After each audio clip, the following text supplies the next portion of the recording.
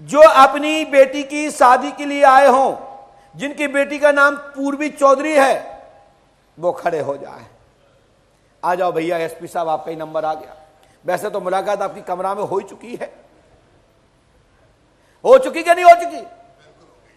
क्योंकि हम चाहते हर चीज पारदर्शी हो, लेकिन बंद कमरे में जंगल में मोर नाची देखा किसने?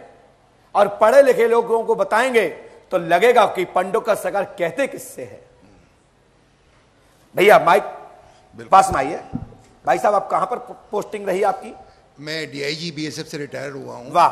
और जम्मू कश्मीर में, छत्तीसगढ़ में एंटी नक्सल ऑपरेशन का इंचार्ज रहा हूं।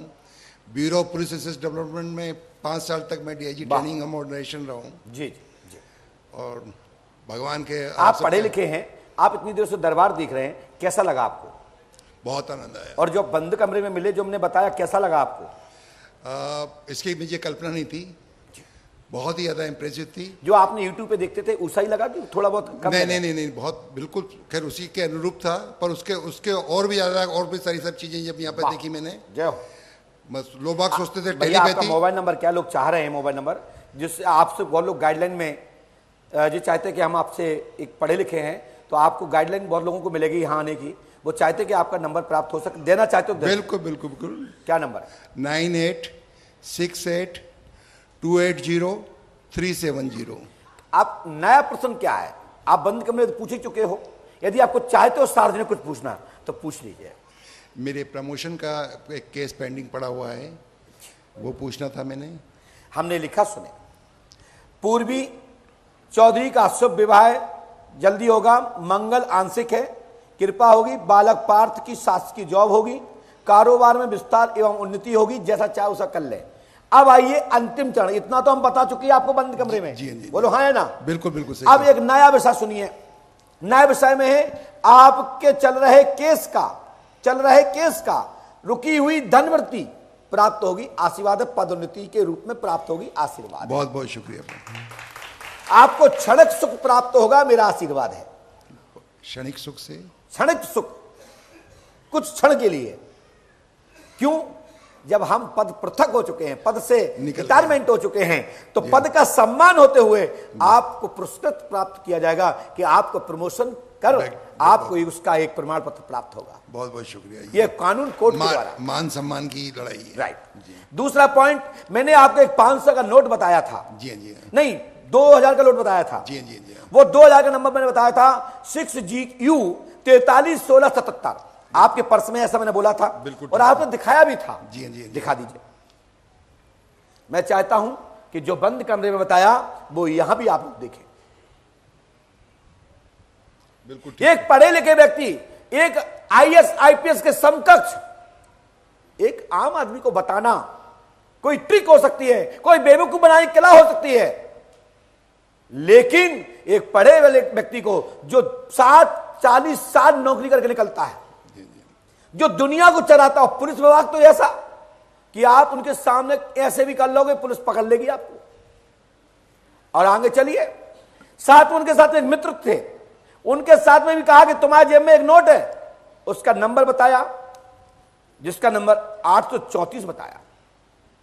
लेकिन अब एक नोट का नंबर और बताता हूं मैं, वो सार्वजनिक बताता हूं। अभी तो ये नोट का बताया था, अब एक दूसरा नोट का नंबर बताता हूं, जिसका नंबर है 6BK 549863। एसपी साहब ढूंढिए। क्या बात, वाह। बीच में से निकाला वही निकला। वाह। सोचो एसपी साहब, आप कोई दूसरा नोट निकाले थे तो क्या होता? आपने यही नोट क्यों निकाला? आपका मतलब ये तो यही कहूंगा कि आपके का कमाल है, आपकी पूजा, आप अपनी संस्कृति और सभ्यता को संभाल के जो रखा हुआ है। आप साहब एक मोबाइल नंबर अपना बता दीजिए। अपना नहीं देना चाहे तो अपने मित्र का दे दीजिए, अपने बच्चे का दे दीजिए, अपने साथी का दे दीजिए नंबर,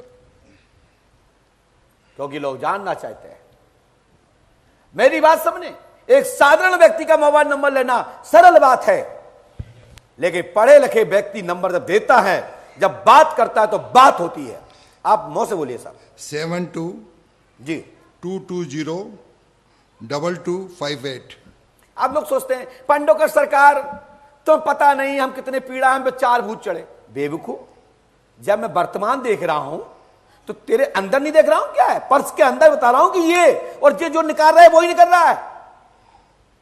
मैंने इस एसपी साहब को इतने रुपया दिए थे एडवर्टाइज के लिए कि मैं जैसा कहूं उसे ही कहना, और देखो याद करने आ गए।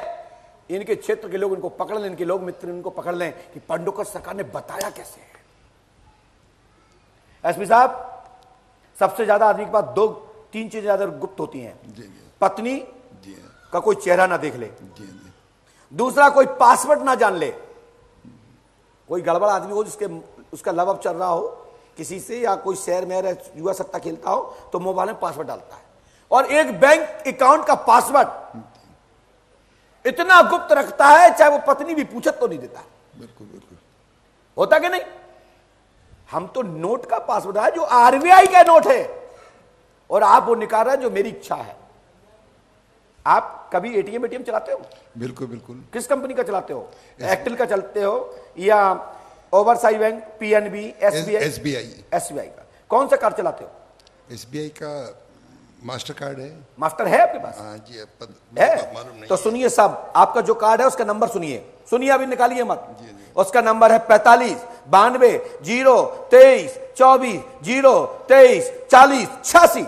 बिल्कुल ठीक कहा जी आपने। दिखाइए, मैं पीछे नहीं दिखाऊंगा, नहीं तो लोग पैसे मार लेंगे, लेकिन आगे आगे दिखा देते कौन क्या कर लेगा। हाउ, मिला लो। अरे साहब, जब दरबार चलेगा, अभी तो क्या है कि लोग डरते हैं कि पंडोकर सरकार कहीं बवाल ना करा दे। मैंने तो बहुत सारी चीजें पीछे नहीं दिखाया, नहीं ये भी बड़ा काम का होता है पीछे वाला। आओ, हम मोबाइल नंबर तो बता दो, मैंने बंद करा के सब निकाल ला और फंस गए पैसा। लेकिन जो मोबाइल जो नंबर था है वो जहां में दर्ज नहीं है, वो दूसरा नंबर है। देखो भैया, ठीक है, नोटंकी कोई भी कछु कर ले, वाईफाई तो वाईफाई होता है, नेटवर्क होता है। यहां पंडोकर धाम में 5G और 8G देखिए। बिल्कुल ठीक है। इससे विज्ञान का जमाना है, जहां से बताना चालू करता हूं जहां से लोगों की होश उड़ जाए। कई लोग कहते हैं हम तो गुरुजी के साथ रहते हैं, मेरा तो कोई काम हुआ नहीं। इसलिए नहीं हुआ क्योंकि आपके अंदर आस्था श्रद्धा नहीं। समझ रहे हैं सब? बिल्कुल समझ रहा हूं जी। बोले पंडोकर सरकार की जय। परम पूजपाद सदगुरु श्री हाथीवानी महाराज की जय। जय श्री राम। आप साहब दरबार में बैठे, बिल्कुल आपका आशीर्वाद बना रहे। आशीर्वाद।